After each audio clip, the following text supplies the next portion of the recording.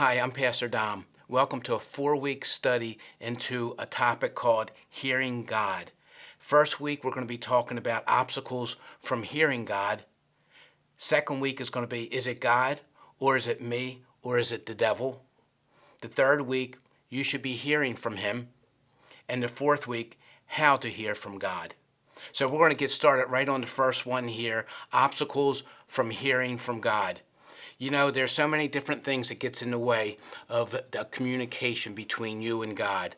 We have our own idols, whatever they may be. Idols can be anything from jobs to money, investments, sports, the list goes on and on. But all these things will get in the way from you hearing from God. The biggest one these days are even kids' sports that, is keeping the parents so busy. Sometimes we're just so tired that we don't even have time to sit down, relax, and tune in to God, hear what he has to say to us. But life goes on. There's so much stuff that continues to get in the way. TV, entertainment. Entertainment's good, but we don't want anything to get in the way of communicating with God. And like I said, life is busy. But here are a couple other things. How about worry?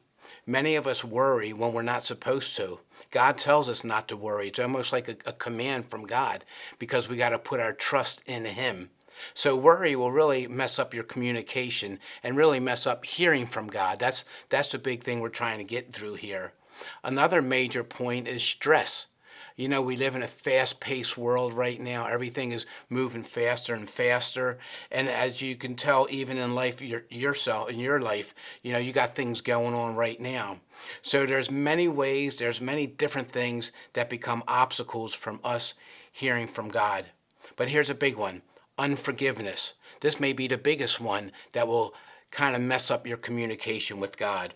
We see in Ephesians 4:32, be kind to one another, compassionate, forgiving each other, just as God in Christ has forgiven you.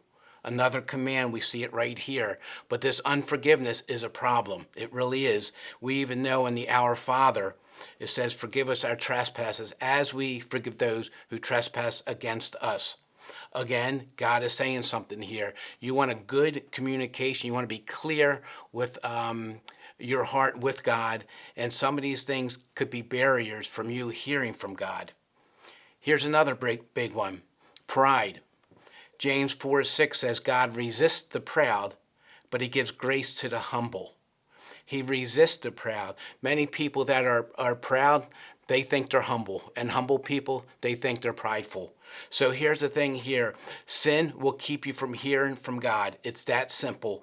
And pride is an ugly thing. It's a thing that none of us want to admit that we have.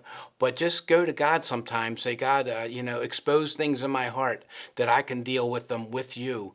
And God will begin to show you different areas in your life where you need to deal with. Here's another one. This one's talking to husbands, really, about their wives. In 1 Peter 3:7, it says, husbands, likewise, dwell with them with understanding, giving honor to the wife. Then it goes on and said that your prayers may not be hindered, that your prayers won't be hindered. So if you got issues in the home between spouses there, God is saying, look, something's going to happen here. Your prayers ain't going to get through very well. But this is what God tells us to do. This is why we got to go by God's rules, not our rules. Because you know what? I don't want any obstacle in my life to get in between me and God and God communicating with me. There's just so much noise in situations in life. Noise keeping us busy, drama in families and life in itself. But here's a story in the Old Testament about a man named Elijah. He was on the run, just kind of making it real brief on this one here. Jezebel sent a message to him that she was going to kill him in about 24 hours. Elijah freaked out. He took off running for his life. He actually wanted to die, but he had a real love relationship with God, and he was speaking to God. God gave him a revelation. God spoke to him in 1 Kings 19. And let me read these verses, verse 11 to 13. It says, then he said, this is God speaking to Elijah, go out and stand on the mountain before the Lord. And behold, the Lord passed by, and a great and strong wind tore into the mountains and broke the rocks in pieces before the Lord. But the Lord was not in the wind, and after the wind, an earthquake. But the Lord was not in the earthquake, and after the earthquake, a fire. But the Lord was not in the fire, and after the fire, a still small voice.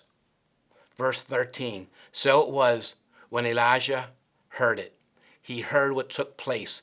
Many times we're looking at the situation, and the situation's got us so consumed that we're not really even listening to God. Now, God will speak to us in situations, but a lot of times he doesn't. It's in that still small voice. It's like, get the clutter out of the way. Be thinking of God. What will God do? What would he say? What does he want? And as you do that, you will start hearing God in that still small voice.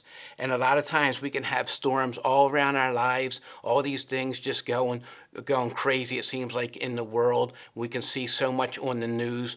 But the point really is even though it's a storm, even though it's a wind, earthquake, fire taking place, just be listening for what God has to say to you. God bless you. I hope this is encouraging to you.